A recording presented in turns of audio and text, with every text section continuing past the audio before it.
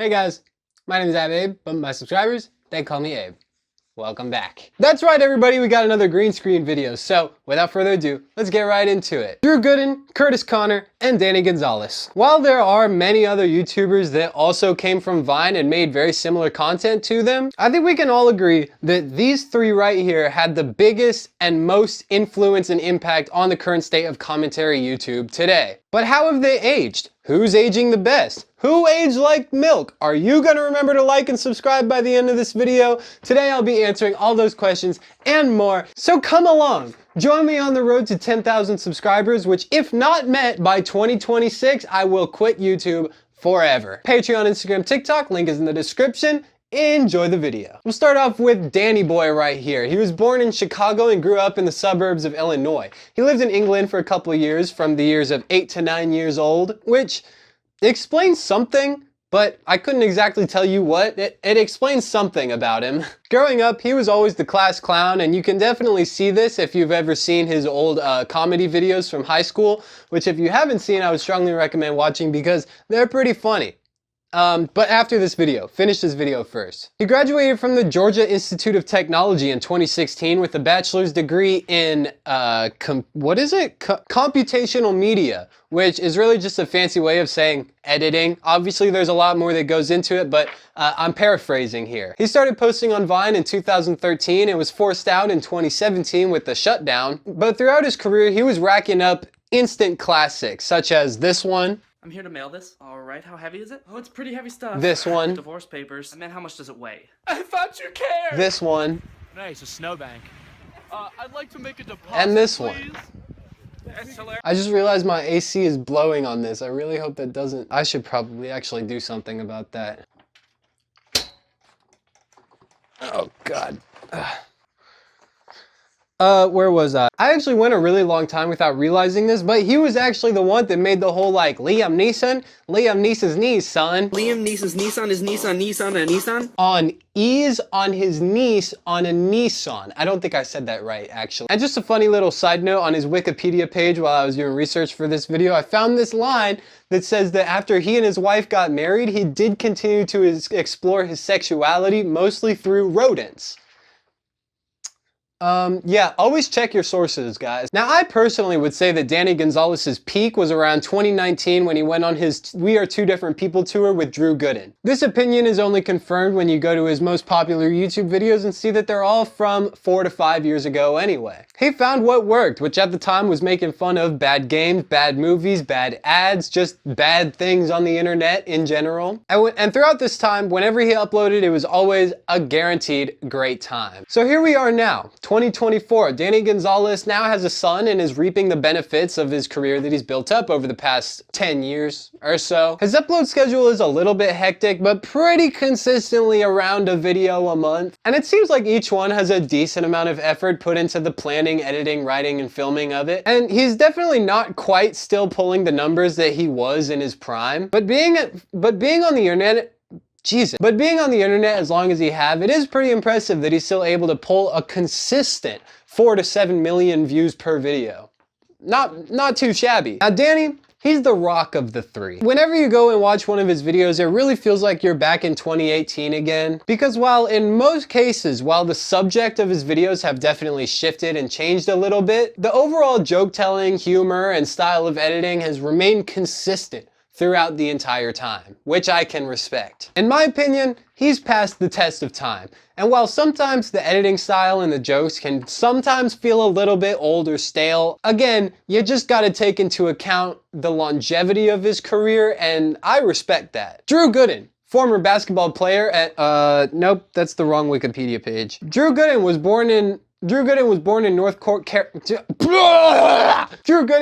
North Carolina and grew up in Orlando, Florida. Drew tried to take the whole college route, but ended up dropping out of community college twice, and instead opted for comedy and improv classes. Drew Gooden also started Vine in 2013, but instead of being forced onto YouTube like Danny, he had already started uploading onto YouTube because he had already wanted to make the switch to longer form videos. When it comes to his Vines, I think overall they were a lot funnier than Danny Danny's. This makes sense being that this was a passion that Drew Gooden was pursuing full time while Danny was still juggling college and content creation. He wasn't taking it too seriously. I mean, really, you don't have any other choice when you've already dropped out of college twice. That's 2 times more than most people drop out of college. Now I would say that Drew Gooden hit his peak around the same time as Danny. During that era of peak, Danny was pulling around twice the numbers that Drew was, which I found interesting researching this video because I definitely, love the hell out of both of them. But I always found myself preferring Drew Gooden's videos to Danny Gonzalez's videos anyway. They made very similar content around this time and even made videos about some of the same topics, but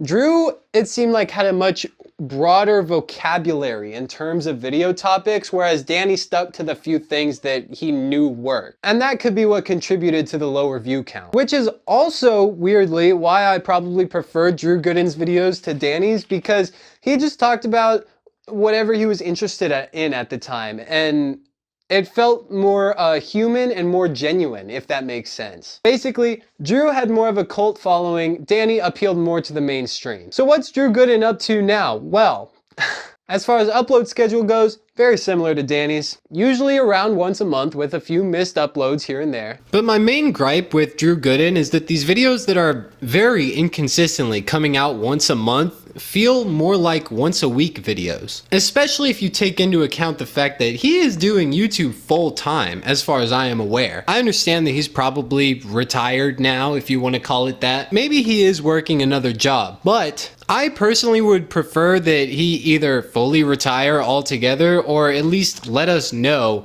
that, like, hey, the uploads aren't going to be as consistent and they're not going to be as good quality because I'm trying to wean off being a YouTuber. Just some communications with the fans would be greatly appreciated. For example, he recently uploaded a video titled My Favorite Guy on Instagram or something like that, where he goes through, watches a few of this guy's video, buys his book, reads it, and reviews it. It just seemed very insubstantial and left me very unsatisfied and wanting more. The video felt rushed and very put together last minute, and whether this is the case or not, I don't know. But this has been a recurring theme with Drew's videos lately, and I would be lying if I said it wasn't starting to get under my skin. Obviously, there are exceptions and outliers. Like, I thought his video about the Netflix adaptation of the Avatar movie was really good, really well thought out and very well put together. But like with his most recent video, I forget what it's called, but I'll put it on screen right here, it just felt very low effort.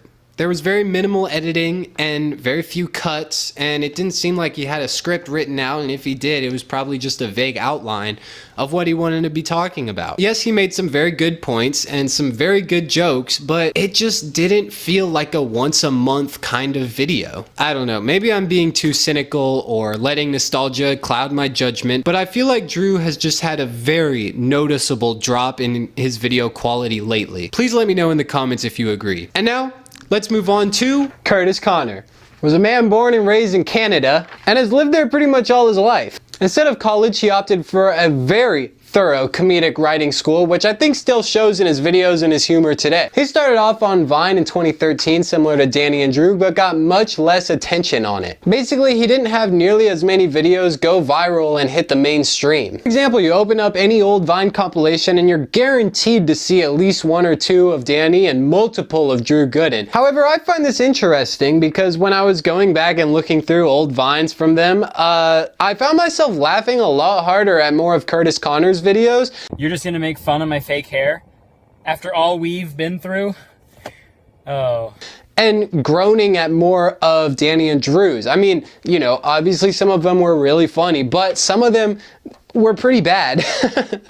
Similar to Danny, he was forced off of Vine and onto YouTube in 2017 along with the shutdown, and made similar styles of content to both of them, but really had this sort of happy middle ground of finding his niche of things that worked along with talking about whatever it was that he was interested in. He found a really good way to mix the two together. Essentially, his style and topics of videos were closer to Drew Gooden, where his editing was closer to Danny, with his own little flourishes, of course, and he was pulling numbers somewhere in between the two. Now, up to this point, I would determine the YouTuber's peak by going to their YouTube videos page and sorting by most popular. But when I did that with Curtis Connor, I found that he had a very nice, even mix of the two, from videos from anywhere from 6 to even just a year ago. I think of the people that we've talked about today, Curtis Connor has not had enough recognition. He is by far my personal favorite of the three and has passed the test of time the best so far. I would even go so far as to say that if we ignore the numbers for a second and just look at the content itself, his peak might be right now, which is really impressive. He's got a flourishing stand-up comedy career going for him, an amazing podcast that I love listening to. His videos are very well thought out, edited, written, shot, everything. And since they are coming out once a month, roughly, they actually feel like once a month videos, which I can really appreciate. They really feel like the quality that they should be for their frequency of coming out, which you can say for Danny, but definitely not Drew. So we have Danny, The Rock. He's been doing the same thing for years and he's never gonna change. Curtis, living, thriving, living his best life. But honestly, Drew, what's going on, man? I know I'm not the only person who has noticed this, and an explanation would just be greatly appreciated. Whenever I see a YouTuber taking a lot of time between uploads and them not being very quality uploads, I like to believe that they are working on some big project that's taking months to do. But I just don't think that's the case with Drew. I think he really just signed his life away to some contract and isn't enjoying making videos like he used to anymore. Which, again, is fine, but just an explanation, you know, a little heads up. Hey, I'm gonna be retiring soon. I'm already kind of half retired. Something like that, you know, anything. Basically, something other than just radio silence and one shitty video per month, maybe, would be appreciated. Hey guys, first of all, if you watched to the end, thank you so much. Second of all, obviously, this is a very heavily opinionated video. There are a lot of my own opinions that I put into this one that a lot of you guys might not share. So seriously, genuinely, from the bottom of my heart, feel totally free to argue in my comments section because it drives up my comment engagement. Even if you agreed with everything I said, just leave a quick little comment like, I can't stand this guy. He sucks. He doesn't know what he's talking about. Also, sorry guys, only one upload this week. I'm kind of working on a bunch of stuff, including getting my channel monetized, which I finally have enough watch time hours for. I just need to get taxes and just a whole bunch. I'm working on a whole bunch of stuff.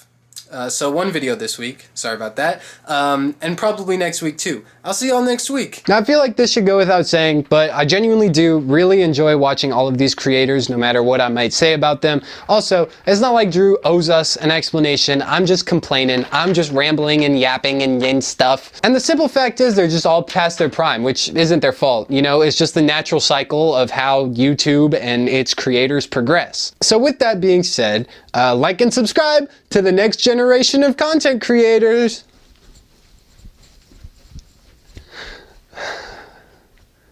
Patreon, Instagram, TikTok, links in the description. Babe out.